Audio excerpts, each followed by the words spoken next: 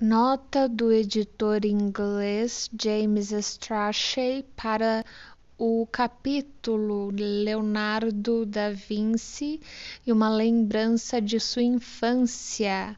A tradução atual inglesa com o título modificado para Leonardo da Vinci and a Memory of His Childhood é inteiramente nova, feita por Alan Tyson.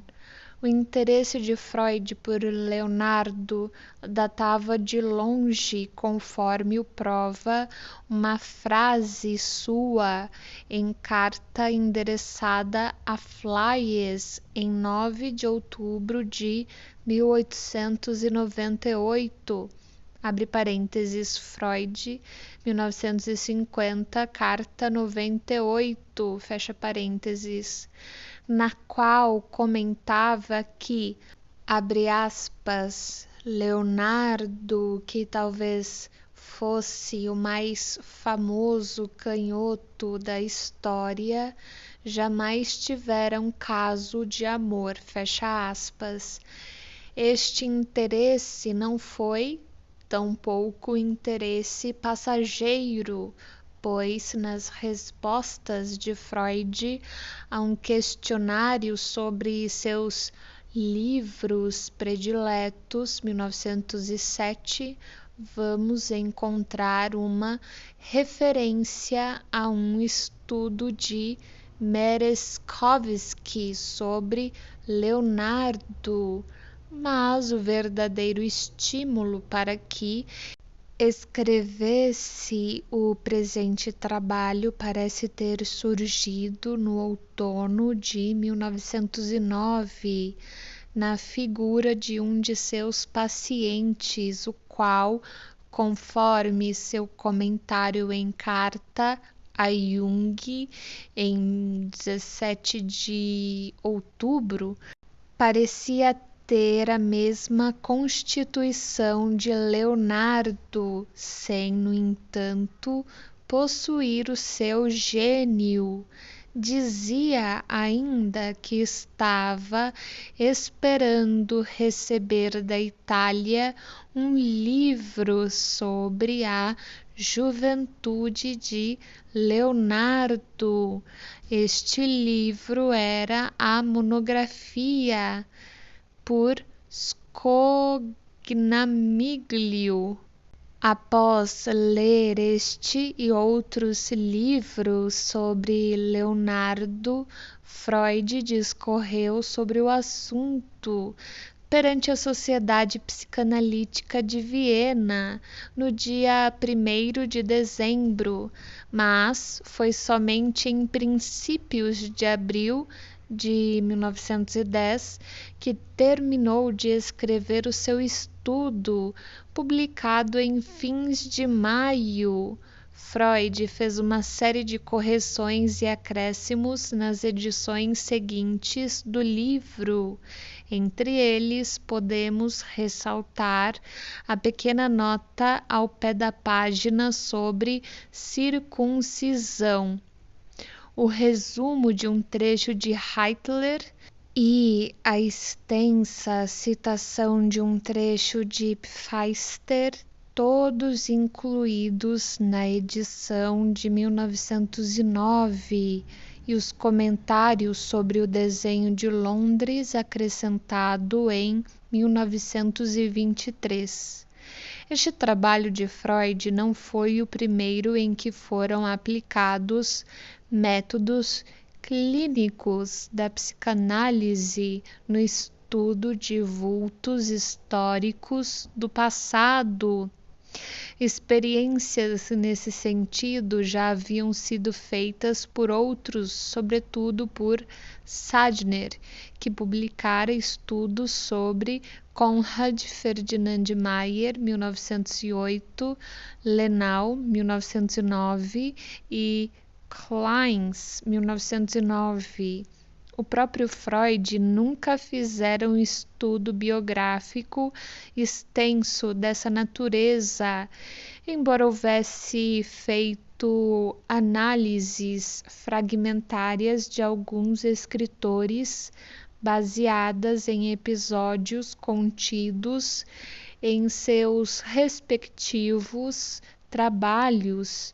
De fato, em época muito anterior, em 20 de junho de 1898, ele enviara a Flies um estudo sobre uma historieta de Mayer, abre aspas, Die Hichtering, fecha aspas, que esclarecia a vida infantil do autor.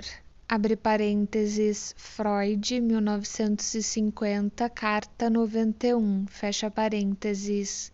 A monografia sobre Leonardo, no entanto, não foi somente a primeira, mas também a última incursão extensa de Freud no terreno da biografia. O livro parece ter sido recebido com uma avalanche de críticas desfavoráveis que ultrapassaram os limites normais, o que evidentemente justificou a defesa antecipada feita por Freud com as observações no começo do capítulo 5, observações que ainda hoje se aplicam aos autores e críticos de biografias. É de admirar, no entanto, que até bem pouco tempo nenhum dos críticos deste trabalho se tenha detido naquilo que, sem dúvida alguma, é o seu ponto mais fraco. Uma parte importante é desempenhada pela lembrança ou pela fantasia de Leonardo de ter sido visitado em seu berço por uma ave de rapina. O nome por ele usado para a ave em suas anotações foi níbio, que em italiano, em forma moderna, níbio com dois Bs, significa milhafre. No entanto, Freud, no decorrer de todo o seu estudo, usa a palavra alemã Geier, G-E-I-E-R, que em inglês só pode ser traduzida para vulture, em português abutre. O equívoco de Freud parece ter se originado de algumas das traduções alemãs de que se utilizou. Marie Herzfeld, 1906, por exemplo, usa a palavra Geier em uma de suas versões da fantasia do berço, ao invés de Milan, a palavra alemã comum por milhafre, mas, provavelmente, a influência mais importante terá sido a tradução alemã do livro de Merezkowski sobre Leonardo, o qual, a julgar pelo exemplar anotado pertencente à biblioteca de Freud, foi a sua grande fonte de informações sobre Leonardo e onde provavelmente pela primeira vez veio a ter conhecimento sobre aquela fantasia. Aqui também a palavra alemã usada na fantasia do berço foi Geier, embora o próprio Merezkowski usasse corretamente a palavra Korshun, K-O-R-S-H-U-N, que em russo significa milhafre. Diante desse equívoco, Muitos leitores se sentirão inclinados a abandonar o estudo, considerando-o sem valor. Será, no entanto, aconselhável examinar a situação mais calmamente e analisar detalhadamente os pontos exatos em que os argumentos e deduções de Freud se invalidam. Em primeiro lugar, a ideia do pássaro oculto no desenho de Leonardo deve ser posta de lado. Se de fato era um pássaro, será um abutre. Em nada se parece com um milhafre. Esta descoberta, entretanto, não foi feita por Freud, e sim por Pfister. Somente foi introduzida na segunda edição da obra e foi recebida por Freud com grande reserva. A seguir, e mais importante ainda, vem a associação egípcia. O hieróglifo para a palavra mãe em egípcio Mut apresenta sem dúvida alguma um abutre e não um milhafre. Gardner, em sua abalizada Egyptian Grammar, segunda edição, 1950, página 469, identifica o pássaro como sendo Gyps fulvus, ou grifo. Deduz-se daí que a teoria de Freud de que o pássaro da fantasia de Leonardo significava sua mãe não se pode basear no mito egípcio, deixando de ser importante a questão de sua relação com o mito. A fantasia e o mito não parecem ter qualquer relação entre si. Cada um deles, no entanto, quando analisado separadamente, oferece um problema interessante. Por que terão os antigos egípcios associado as ideias de abutre e de mãe? Será satisfatória a explicação dos egiptólogos de que seja meramente uma coincidência fonética? Caso contrário, o estudo freudiano sobre mãe-deusas andróginas terá valor original, independente de suas relações com o caso de Leonardo.